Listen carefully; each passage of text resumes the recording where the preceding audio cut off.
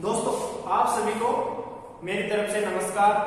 आपका अपना YouTube channel great study point में आपका हार्दिक स्वागत है।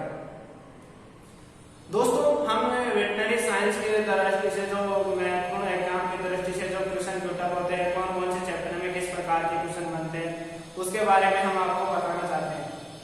दोस्तों, हम पहले जो माइनर वेटनरी सर्जरी होती है उसमें किस प्रकार के क्वेश्चन बनते हैं, कौन से चैप्टर में किस प्रकार से बनते हैं और कौन से लॉन्ग क्वेश्चन आते हैं, और एग्जाम के दृष्टि से या कंपटीशन एग्जाम की दृष्टि से देख लो तो किस प्रकार के जो क्वेश्चन बनते हैं उनके बारे में हम आपको बताना चाहते हैं। और जो चैप्टर होते हैं जो कौन कौन से चैप्टर महत्वपूर्ण होते हैं उनके बारे में हम आपको बताना चाहते हैं। पहले हम आपके लिए जो एब्सिस होता है, एब्सिस के बारे में चर्चा करते हैं। एब्सिस किस प्रकार से बनता है और कितने प्रकार का होता है और क्या लक्षण होते हैं, किस प्रकार से अपन डायग्नोसिस करते हैं और अन्य डिफरेंशियल डायग्नोसिस किस प्रकार से करते हैं, उपचार किस प्रकार से करते हैं, इनके बारे में अपन एक एक करके पढ़ते हैं। पहले पढ़ते हैं एब्सिस क्या है, यानी एब्सिस क्या है। एब्सिस के बारे में देखिए, जब शरीर पर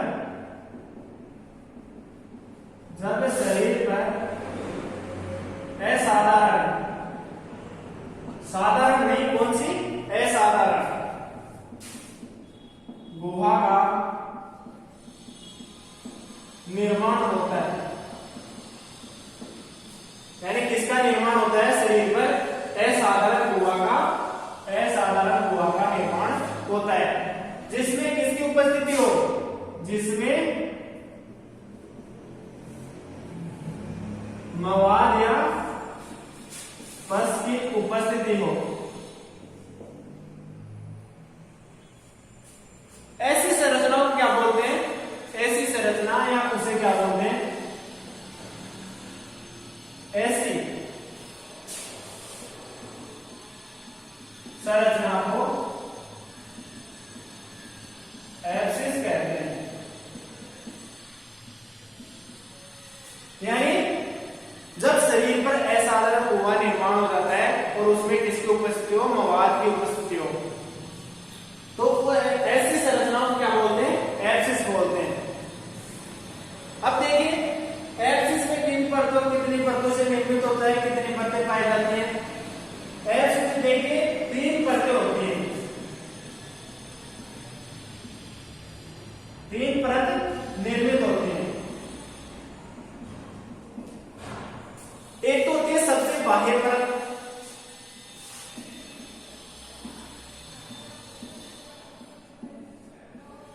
दूसरी होती है पायोजेनिक,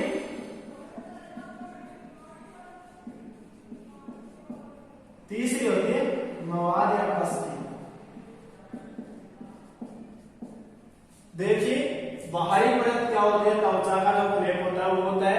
पायोजेनिक मेम्ब्रेन क्या होती है, जो त्वचा का प्लेट होता है उसके नीचे जो पस का निर्माण करने वाली जो परत होती है वो कौन सी होती है, पायोजेनिक। इस परत के द्वारा किसका निर्माण किया जाता है, पस का निर्माण करने वाली परत, यानी पस का निर्माण करने वाली परत। इसका निर्माण करेगी तो इसका भी क्या हो जाएगा, एक प्रकार की ये भी क्या कर लेते हैं, निर्मित होकर एक झिल्ली का निर्माण कर लेते हैं। वो अंतिम क्या होती है, तीसरी परत होती है। अब आगे देखिए, अपन इसके प्रकार देखते हैं, कितने प्रकार की होती है मवाद, एब्सिस। ये हो गई परिभाषा। अब आगे देखते हैं प्रकार, टाइप्स ऑफ एब्सिस।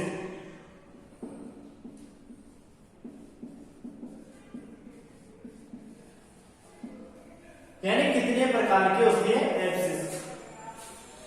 पहला देखिए, एक तो होती है एक्यूट होती है,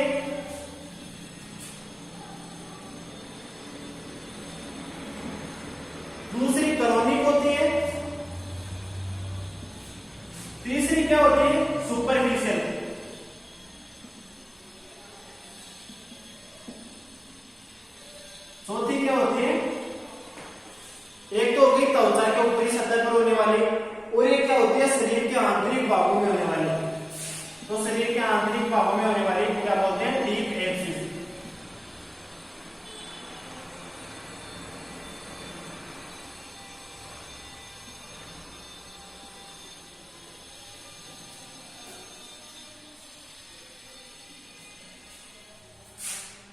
कौन सी होती है? Deep abscess.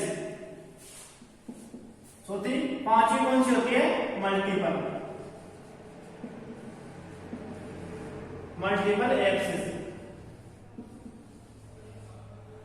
मल्टीपल एब्सिस कौन सी होती है? Multiple abscess. अब देखिए एक्यूट का निर्माण कब होता है, क्रोनिक किस प्रकार की होती है, सुपरफिशियल किस प्रकार की होती है, डीप किस एब्सिस किस प्रकार की होती है और मल्टीपल एब्सिस किस प्रकार की होती है। देखिए जो एक्यूट होती है वो क्या होती है? अचानक निर्मित होती है, यानी 1 से 2 दिन के अंदर ही क्या हो जाती है? निर्मित हो जाती है। उस प्रकार के एब्सिस को क्या बोलेंगे? एक्यूट, अचानक होने वाली।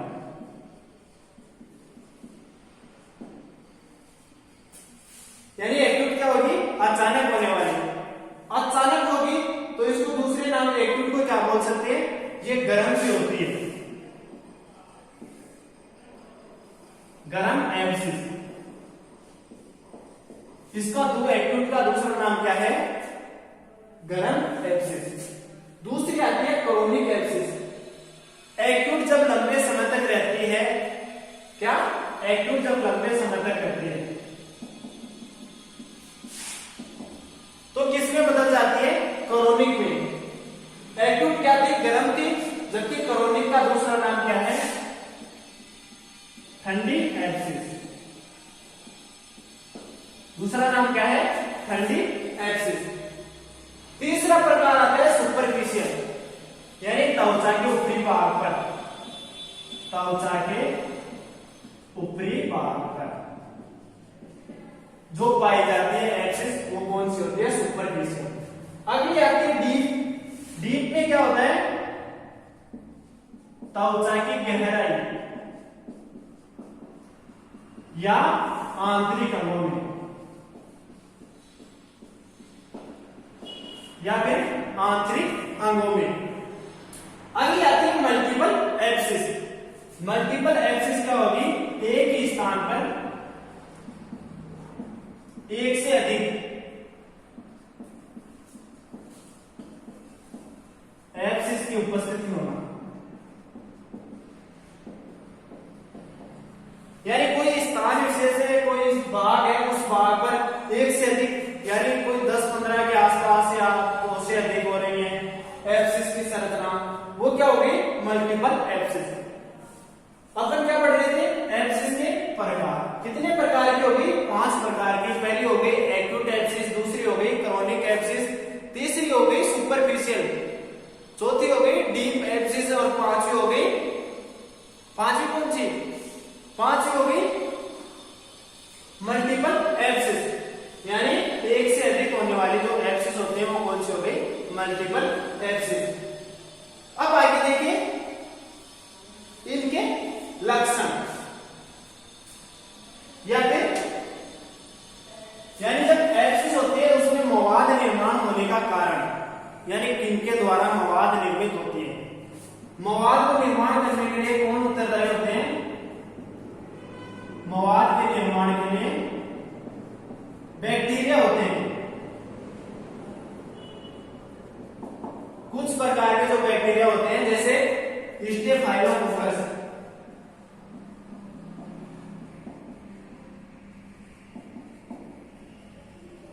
सूडोमोनास, कॉर्नियोबैक्टीरियम,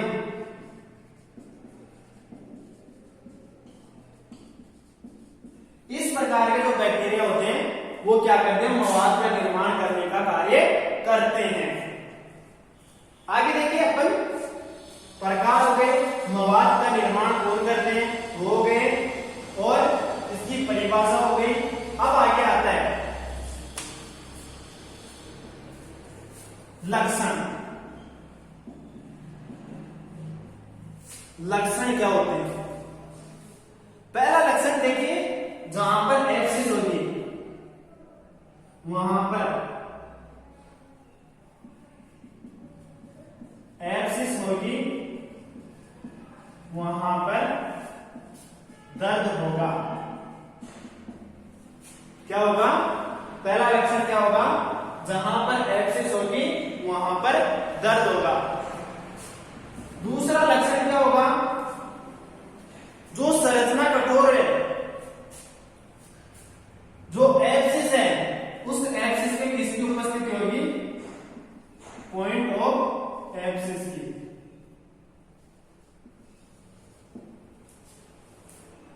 पॉइंट ऑफ एब्सिस की उपस्थिति होगी। और क्या होगी, संरचना कैसी होती है, कठोर होती है। संरचना देखें कैसी होती है, कठोर होती है। संरचना कैसी होती है, कठोर होती है। ये क्या हो गए, लक्षण हो गए। और क्या है, उसमें मवाद का एहसास होता है। कई बार क्या होती है, नीडल प्रिक करेंगे तो क्या होगी, उसमें मवाद टाइप में एहसास होती है या मवाद निकलती है। आगे अब देखिए, अपन लक्षण भी हो गए, अपन करते हैं डायग्नोसिस। डायग्नोसिस या निदान। निदान किस प्रकार से करते हैं, यानी कई बीमारियां होती हैं जिनमें क्या होती है, एब्सिस की भांति संरचना होती है। तो उन संरचनाओं का पहचान किस प्रकार से करें, या एब्सिस का पहचान किस प्रकार से करें। तो कौन कौन सी संरचनाएं होती है एब्सिस के समान, जैसे एक तो हो गई सिस्ट। सिस्ट में भी क्या होती है, एक एब्नॉर्मल गुहाई होती है। एक हो गया हेमेटोमा, और क्या हो गया, ट्यूमर हो गया, और क्या हो गया,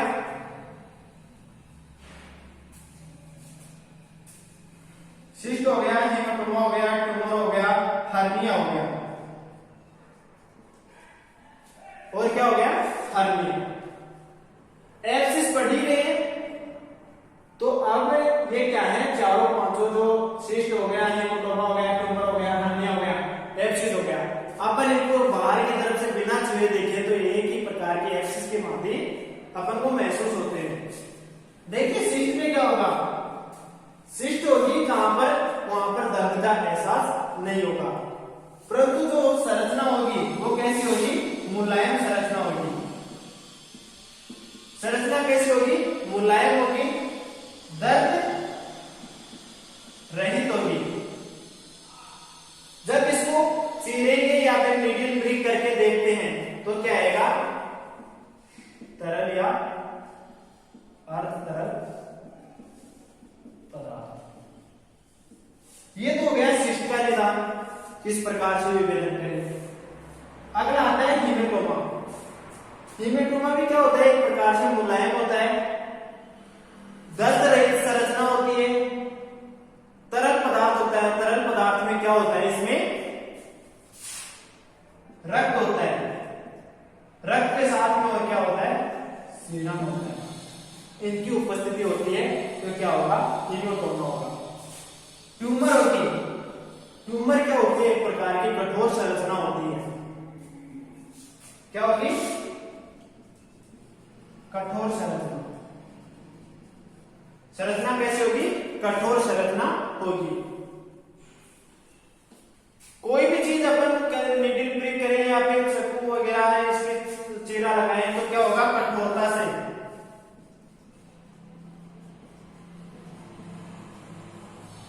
अध्यारोपित करना पड़ेगा, या नीडल के ऊपर जोर लगाना पड़ेगा। हर्निया में क्या होगा, जब भी अपन महसूस करेंगे तो हर्निया में किसकी उपस्थिति दिखाई देगी, अपन को हर्नियल रिंग की दिखाई देगी।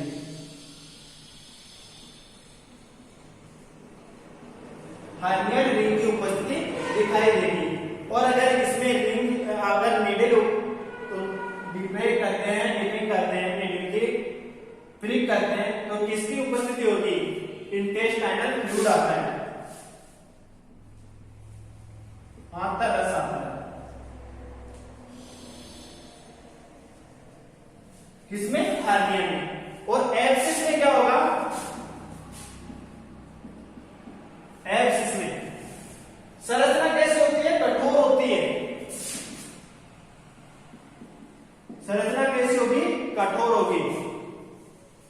और क्या होता है, दर्द होता है। अगर एक्यूट होगी तो कैसी होगी, गर्म होगी।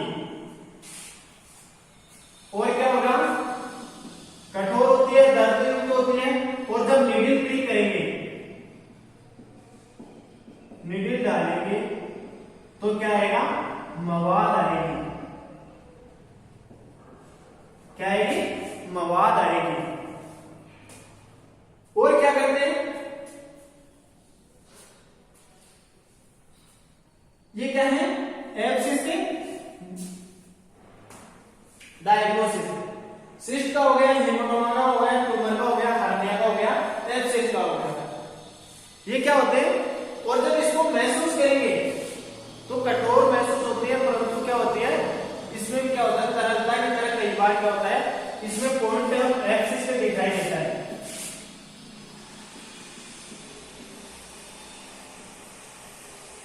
पॉइंट ऑफ एक्सिस भी दिखाई देता है किसमें, एक्सिस में, अन्य में पॉइंट ऑफ एक्सिस दिखाई नहीं देता है। अब आगे देखिए इनका उपचार किस प्रकार से करते हैं, एक्सिस का उपचार किस प्रकार से करते हैं। अपन डायग्नोसिस किस प्रकार से देखेंगे, डिफरेंशियल डायग्नोसिस देखेंगे, अलग अलग बीमारियों में किस प्रकार से कर सकते हैं और क्या क्या होते हैं, किसमें किस प्रकार की होती है संरचना, की किस प्रकार की होती है, इनके बारे में अपन चर्चा कर सकते हैं।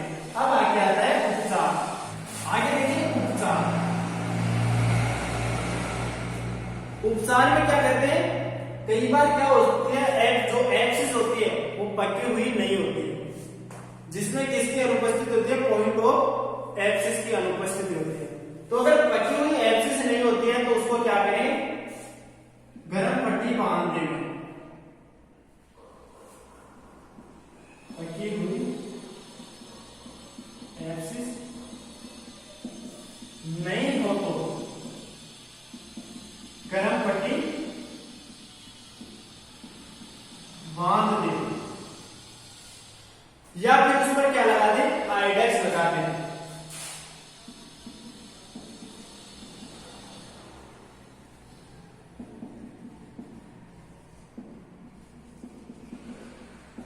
ताकि क्या हो जाए, जो एक्सिस पकी हुई नहीं थी वो जल्दी से पककर तैयार हो जाए।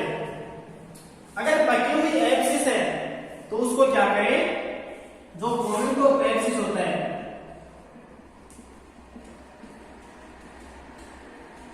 जो एक्सिस की जो मुलायम सतह होती है उस सतह को क्या बोलते हैं, पॉइंट ऑफ एक्सिस। उस सतह पर क्या करें, चीरा लगाएंगे, चीरा लगाए। चीरा लगाने के बाद में क्या करें, जो भी मवाद है उसको पूरी को कंप्लीट तरीके से बाहर निकाल दें, यानी चीरा लगाकर जो भी मवाद थी उस मवाद को क्या कर दें, बाहर निकाल दें। बाहर निकालने के बाद में क्या करें, जो पायोजेनिक मेम्ब्रेन होती है,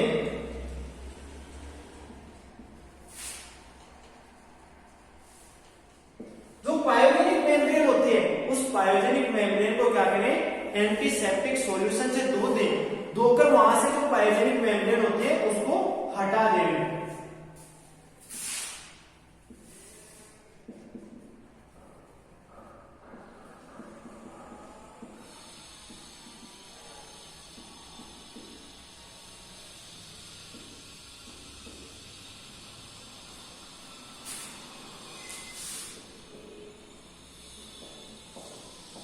यानी जो पायोजेनिक मेम्ब्रेन थी उसको एंटीसेप्टिक सॉल्यूशन से हटा देंगे। हटाने के बाद में जैसे पोटेशियम परमैंगनेट होता है उसका विलयन, शानदार विलयन बनाकर उसको साफ कर देंगे। साफ करने के बाद में क्या करें, एंटीसेप्टिक गोज वहां में लेंगे। जो भी एंटीसेप्टिक की जो गोज है उस गोज को कहां पर भर दें, जो एक्सिस की जो कैविटी होती है, गुहा होती है, उसमें भर देंगे। और क्या करें, एंटीबायोटिक्स व एंटीपायरेटिक्स या दर्द निवारक औषधियां उसको 3 से 4 दिन तक देवे, जिससे क्या हो, जो घाव करने की जो प्रक्रिया है वो जल्दी से संपन्न हो जाए। और बार बार क्या करें, एंटीसेप्टिक सॉल्यूशन से उस एक्सिस वाले जो कैविटी है उसको बार बार धोए, जिससे जो घाव है वो जल्दी से बढ़ सके, किसी प्रकार का संक्रमण नहीं हो। ये था अपना एक्सिस का प्रकार है, कितने प्रकार का था, लक्षण क्या थे, डायग्नोसिस किस प्रकार से करते हैं, उपचार किस प्रकार से करते हैं। अब देखिए कई बार क्या होता है, सिजेटेड पस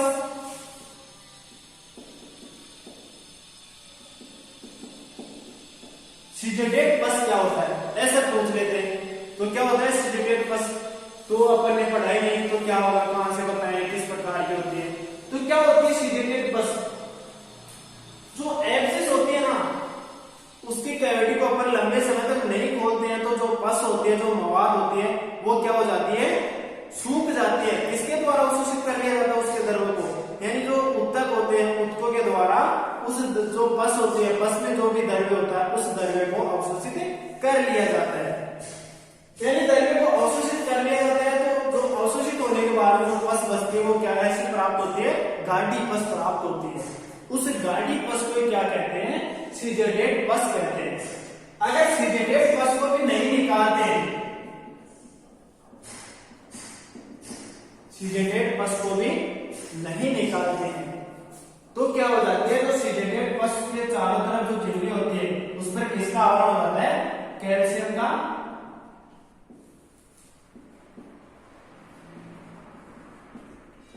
कैल्शियम की परत निर्मित हो जाती है। ये भी क्या था, कई बार पूछा जाता है सीजेटेड पस क्या होती है, और सीजेटेड पस को बार बार बाहर नहीं निकालने पर उसके चारों तरफ पाए गए झिल्ली की तरफ स्थान पर किसके आवरण हो जाता है, कैल्शियम की परत निर्मित हो जाती है, जिससे क्या हो जाता है, यानी पस के जो निर्माण की प्रक्रिया होती है वो बंद हो जाती है। ये था आपका छोटा सा चैप्टर था, वो आपका कंप्लीट हो चुका है। इसमें किसी को दिक्कत हो कमेंट कर देना, और घर पर रहो, सुरक्षित रहो, कोरोना महामारी के बचाव देखते हुए बचाव है, इसका उपचार है, सभी घर पर स्वस्थ रहें, मेरी सभी से यही मनोकामना है। धन्यवाद।